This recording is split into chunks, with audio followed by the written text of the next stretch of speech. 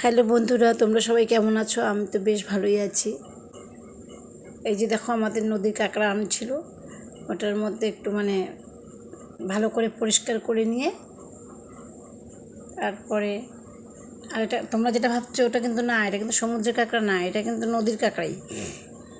ভালো করে একটু পরিষ্কার করে নিয়ে একটু ভাজা করলাম, ওটাকে ভাজা করে নিয়ে যে ভাজা করে বাড়িতে রাখলাম।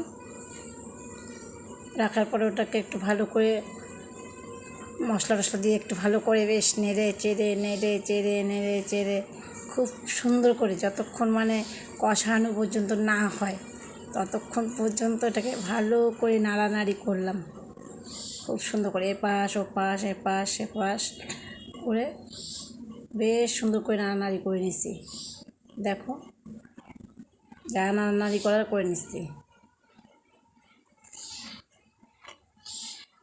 আর আমার কিন্তু নাড়ানাড়ি করতে কিন্তু সেই মজা লাগে, সত্যি কথা বলতে।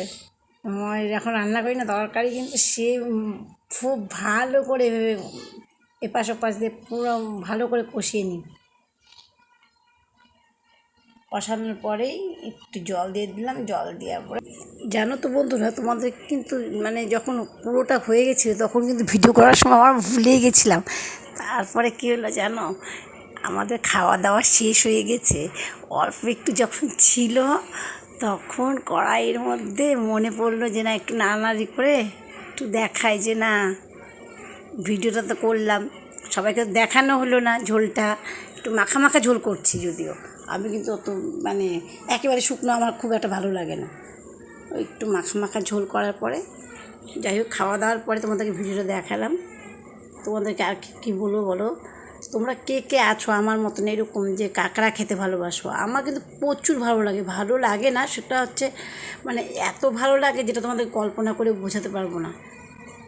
যাই হোক, আমার মতো কে আছো এরকম কাঁকড়া প্রেমী?